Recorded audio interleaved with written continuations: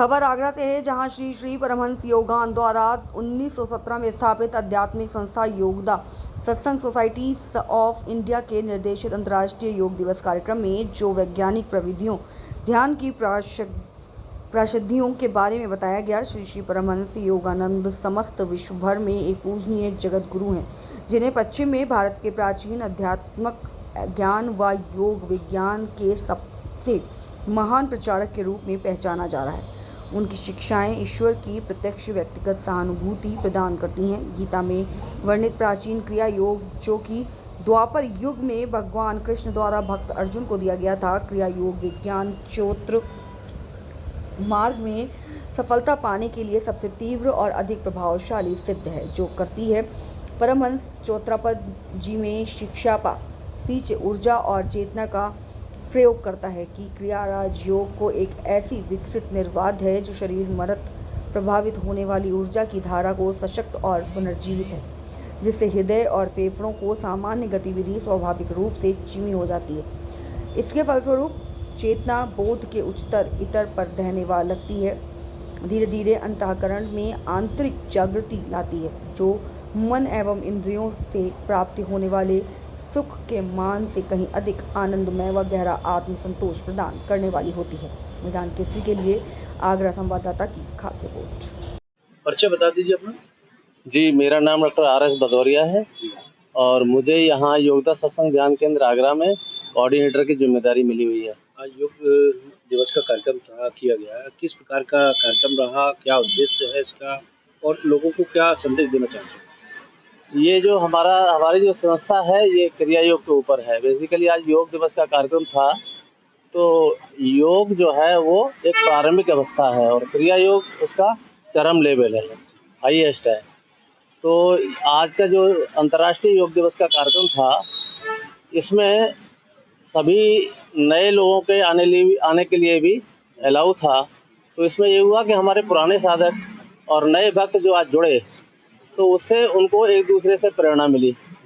दूसरा ये है कि हमारे यहाँ परमहंस योगानंद जी ने क्रिया योग की टेक्निक बनाई है, वैज्ञानिक प्रविधियाँ हैं, और जो प्रविधियाँ ऐसी हैं, जैसे सबसे पहली है उनकी एनर्जाइजेशन एक्सरसाइज, शक्ति संचार व्यायाम।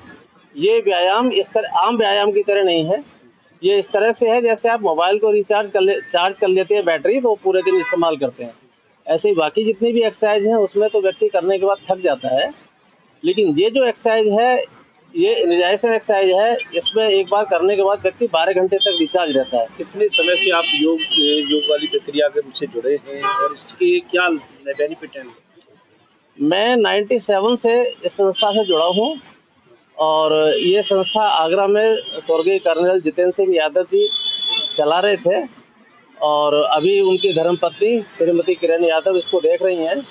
और इसका एक बहुत ही भव्य और सुंदर मंदिर जो है बरौली अहीर में बना हुआ है और इसमें जो है वो मैंने जैसे बताया आपको कि जो आज का जीवन है वो बड़ा अस्त व्यस्त है, लोग परेशान हैं, संतुलित नहीं है। तो ये इस योग को करने से लोग संतुलित रहते हैं। जो मैं आपको बता रहा था कि जो प्रविधि जो बताई हैं 4, उसमें एक है एनर्जाइजेशन एक्सरसाइज, शक्ति संचार व्यायाम। उससे हमारे शरीर में ऑक्सीजन का लेवल पूरा होता है और कार्बन डाइऑक्साइड बाहर जाती है, तो स्वतः ही हमारे हृदय की जो गति है वो धीमी हो जाती है, उससे जीवन बढ़ता है। दूसरा है एकाग्रता। तो उसमें जो है व्यक्ति जो है अपना जो भी कार्य करता है वो अपनी एकाग्रता के साथ करता है, कम समय में ज़्यादा से ज़्यादा सही काम करता है। तो तीसरा है ओम टेक्निक, जिसमें वो ब्रह्मनाथ को ईश्वर के साथ उसका संपर्क होता है। वैसे ईश्वर सर्वव्यापी हैं, सभी जगह हैं। और इसके बाद है क्रिया योग, जो मैं आपको बता रहा था, वो एक ऐसी टेक्निक है जो 30 सेकंड की एक क्रिया होती है और 30 सेकंड की एक क्रिया इतनी प्रभावी है कि हम 1 वर्ष तक नियमित यज्ञ पूजा और दान जो भी करते हैं 1 वर्ष तक नियमित, उसका जो प्रतिफल है वो एक 30 सेकंड की क्रिया के बराबर है। लोगों से कुछ अपील करना चाहेंगे जो लोग अभी योग से नहीं जुड़े हैं या योग के बारे में कुछ सीखना चाह रहे हैं या हाँ, गुरुजी ने यही कहा है कि जो नए लोग जुड़ेंगे वो इसका पूरा लाभ ले सकेंगे, उनमें संतुलन आएगा। आज का जीवन जो अस्त-व्यस्त है, उसमें वो इसे करने से उनको मानसिक शांति मिलेगी और उनकी उन्नति होगी और इसको नियमित करने से वो अपने जीवन में बहुत बड़ी उन्नति पाएँगे।